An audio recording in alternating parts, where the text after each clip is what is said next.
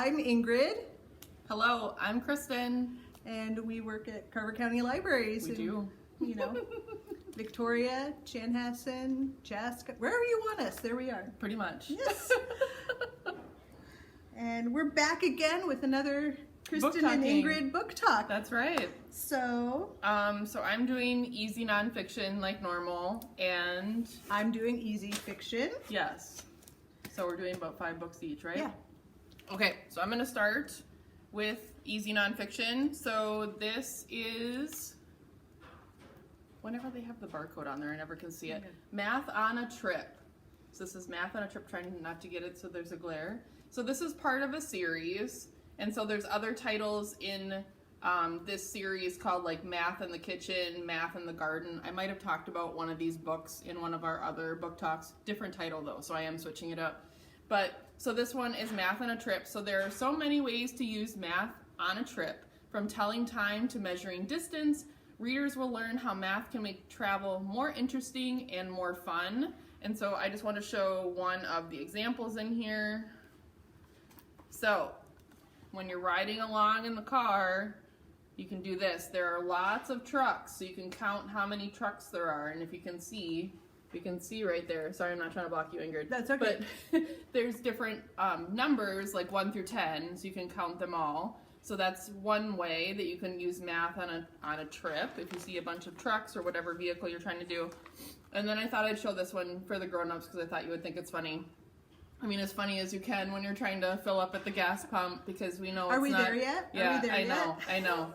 Well, and then in this one it says, each gallon costs $3. And I'm like, no, I saw $3.45 today. That's right. At least it's under $4. It's true. But obviously the book's not going to be able to, keep up with that. But so, doing math with when you fill up for gas and like talking about it with your kids and that kind of stuff and how much gas costs. So these are just a few different ways in this particular book in this series where you can talk about math and educate your children about it. Very fun.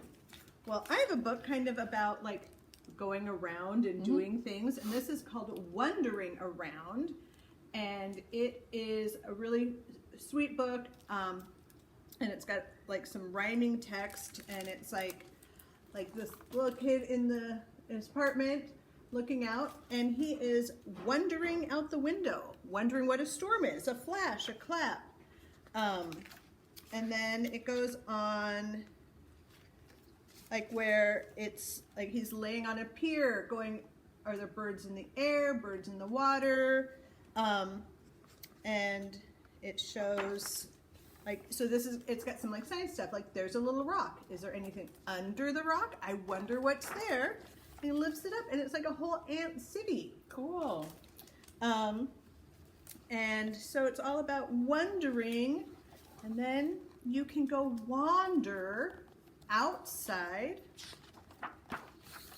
and see everything in the world. So it kind of goes with your, the illustrations are beautiful, and it's got like a really nice rhyming text. And it, can introduce like questions for science and engineering and things like that, and it's got a really nice rhythm to it, so it's a fun read aloud. Nice. Yeah, Wandering Around. It's by Meg Fleming. She's written a lot of books. Yeah. Good pick, Ingrid. All right. All right. So this is, I always have to do a dinosaur one because I'm a mother of boys and not trying to do a gender stereotype there because girls can like them as well. But we have a lot of dinosaurs in my house, so we had to do this. So this is called What If You Had T-Rex Teeth and Other Dinosaur Parts? Okay, so it's perfect for kids just learning to read independently. This imaginative book explores what would happen if you looked in the mirror and you saw a dinosaur body part instead of your own. And I'm going to show you one of those right here. We're going to do one of the plant eaters instead of the meat eaters, because I feel like the meat eaters always get like all the kudos and everything, and the poor plant eaters never get enough. They've got those sharp teeth. Yeah, I know. I don't know why I have to do this and like feel sorry for the plant eaters, but here I am. So, readers will also learn what makes a dinosaur and why they aren't around today. Okay, so here I am feeling sorry for the plant eaters, which they don't need to be felt sorry for. But this is the Ankylosaurus, so this is still a favorite in my household. We had to do a birthday cake on that.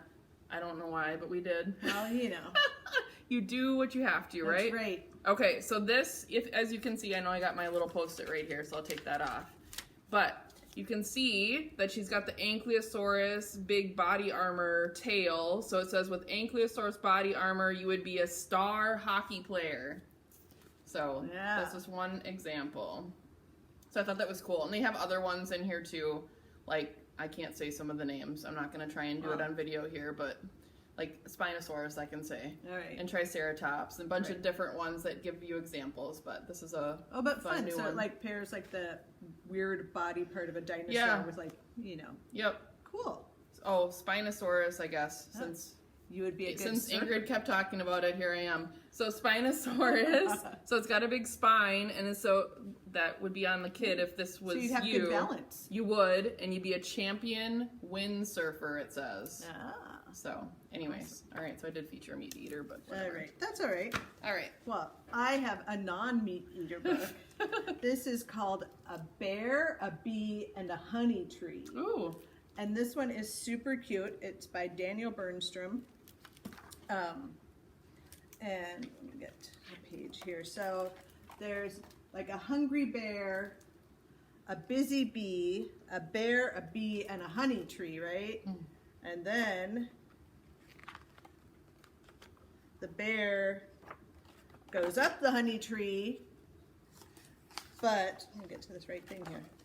Uh-oh. There's an angry bee. I guess the bear's eating some honey. Mm-hmm. And then, there's a chase. There's a swarm of bees. And the bear's hiding in the weeds. There's a lot of bees. And the bear has to go away. And he's just a hungry, grumbly bear now because he couldn't get to the honey tree. But this is a super cute book. The illustrations are beautiful. And it's got like a great rhythm and beat to read. And it's got a little bit of that, rhyme to it. So it's another fun read aloud. I could actually see this as like a little short movie. Oh, yeah. That was super cute. I was kind of getting that vibe as you were showing the pictures. So that's cute. a fun one. That's cute. Okay, so this one is all about veterinarians. So I think Elmo! I know. I always get a glare. Sorry, I'm not doing well with the iPad here. So this is part of a series too for Sesame Street Loves Community Helpers, and I know I featured one of these previously, not this one. So this one's about veterinarians. So I actually read this book to both my 3 and 5-year-old because recently we had our 13-year-old lab go in for surgery. She's fine, but it was one of those where I was trying to help explain why we were taking her to the veterinarian, that like what do they do kind of thing. So this is a book about veterinarians are valuable community helpers, which they are, and you're following the Sesame Street characters and learning how veterinarians help keep animals healthy and how they take care of animals big and small. So one of the examples in here, I love the count. So they got the count in here. 1, 2, 3, 4. Veterinarians also check an animal's body. They look inside the mouth and nose. So we had a little bit more going on than that, obviously, but I was just trying to teach my kids kind of what a veterinarian is and how they help. And then you can get to see, like, we were doing the counting with the count. So anyways, Sesame Street, tried and true, always does a good job. And this is another series that has, I think I did the librarian one last time, maybe. So. I mean, because obviously. And then mail carriers, nurses, police officers, teachers. There's a bunch of different ones that we have that you can get. Well, since, you once did a librarian one, this one has these guinea pigs go stargazing, and this is super fun. This is a bit of a nonfiction book. So it's about these 2 guinea pigs who become obsessed with like stars and planets and things like that. And they're like, what is a planet? What is a star? So where do they go? To the library. They get a bunch of books. They read all about it. And they have figured out, like, they've read all these books and they're like, you know what? Let's actually go stargazing. So they pack up their bags, they go out, and they can lay there and watch the stars, and then They have some hot chocolate. They see a shooting star. They make a wish. Cool. So, and what's fun is there are a lot of actual facts in here with different constellations and learning about the different planets and the different things in the sky. Mm-hmm. And so it's got like seasonal stargazing. It's a really fun book that has a really sweet story, but also gives you some actual facts. Cool. So, guinea pigs, go stargazing. That's fun. I like that. Especially because Baylor Park is opening up soon. Oh with yeah, all and their they've got stuff. that observatory. Yeah, I've never done it, but it looks really cool. Yeah. Okay, so blips on a screen. Okay, so this is kind of like a Pong? little, huh? Is it like a Pong game? Oh, sort of. I mean, I'll get there. Yeah. I mean, I kind of had to do it because we just saw Super Mario Brothers movie, which I'm not going to say anything more, otherwise they're going to copyright me. So, but this is a story about Ralph Baer and how he was the first one to make a video game system, which I thought was really cool because, I mean, as grown-ups we learn things too, right? Yeah. So do you ever wonder how video gaming was invented? What came before your PlayStation or Xbox? This is the story of Ralph Baer, a refugee from Nazi Germany, who used his skills and a lot of ingenuity and persistence to make life a little more fun.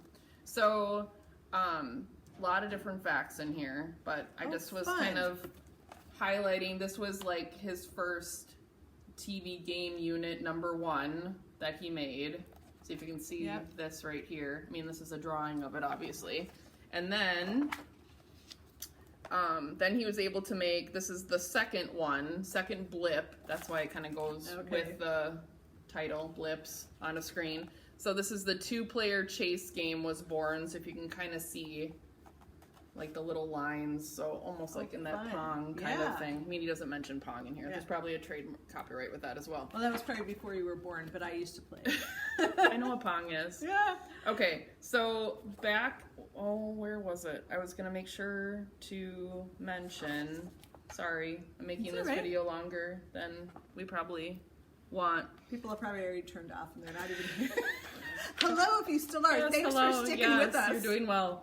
Okay, so I think, I can't find it right now, obviously, but I think I mean, you're going to have to read the book to actually get the real thing, but I think they ended up calling it the Odyssey as far as like the main game system that he ended up making that Magnavox like invested in. And so that's kind of what's featured here. And you can learn more about that in the endnotes. I think that's how I kind of figured that out. Because there's different questions, like what else did he make? And one other thing, see I'm making this even longer, is that he did do other inventions, not just this. He also did, like Simon Says, that game with the 4 light pads. He did that as well. So if you're familiar with that, so they have that right here too. Oh, very fun. So, just, I don't know, I thought it was cool, and if you're reading this like one-on-one with your child, or if you're just reading it yourself as the grown-up, I think you learn a lot, so I thought it was kind of fun. That Simon game was just in, what was that Netflix show with the kids? Stranger Things? Stranger Things. Oh, was it? Yeah. I'm not that far yet, so. So there you go. Cool. Looking forward to that. All right, well, I have a book called Big Problems, Little Problems, and this is a really sweet book about this father and son and kind of navigating and figuring out like what's a big problem, what's a little problem. So starts out where, you know, boy's getting ready for school, dad's getting ready for work. The boy gets his zipper stuck. You know how zippers are tricky, and it's like, ah! And he's like, Dad! And the dad like comes over and fixes it, and he's like, so do you think that was a big problem or a little problem?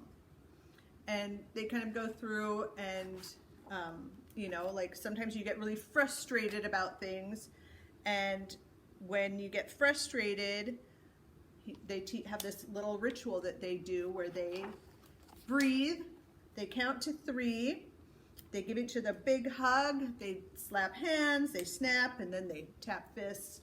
And then it's like, oh, okay, that was a little problem. And so the dad's explaining to the little kid about this. Well, then the son knocks over dad's coffee. Oh, no. Dad's like, ah, I'm going to be late. And the little boy has, you know, dad's getting frustrated. The little boy explains to him that, is this a big problem or a little problem? And they figure it out, And they're like, thank you, says Dad, once he figures out that it was just a little problem. The kid says, no problem. It's a very sweet book, and it kind of, because we all get in those situations where we're like, you spill coffee on something, you're like, I'm going to be late. Yep. And take a breath and go, it's not really a big problem. Mm-hmm. So there's a super sweet book. Big Problem, Little Problem by Ben Feller. That's good. I won't go into it, but I needed that last night, so I might borrow that from All you. right. All right. I don't share everything on the video. Okay, so most things. All right. So this is part of an autobiography series as well that's inspired by, I keep getting that glare. Well, at least this is my last book. By the show, if you watch it on PBS, called Xavier, I'm going to sing it, Xavier Riddle and the Secret Museum. We always watch it. So the characters look like that in that vein when they feature them. So I decided to do, this is I think the newest one that has come out, is the I Am John Lewis, but there's a ton of different other ones that you can find in the easy reader, like 920 bins. So this spotlights John Lewis, as I said. He's known for his role in the civil rights movement, having helped organize the March on Washington and the Selma Voting Rights March, and for his lifelong dedication to public service as a member of the House of Representatives. And he was never afraid to get in good trouble. So I just did this one because it's a nice picture, and this shows,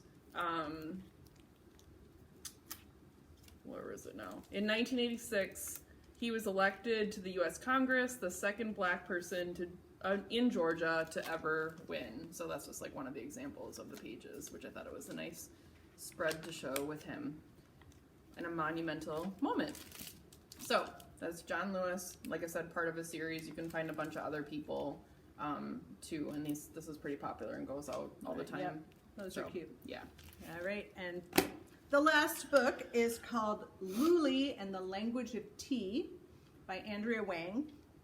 This is a really sweet book. So it's set where all the parents are in an English as a second language class, and the kids go into a childcare room, and none of them speak English. They're all sitting around, playing by themselves, and this little girl, Luli, pulls out her teapot and her cups, and then she takes a breath and in Chinese says cha, and this little boy in Russian says chai, and it goes through all of the kids in Persian, Hindi, Turkish, Arabic, Spanish, German, all of that. So they say how they say tea in their language.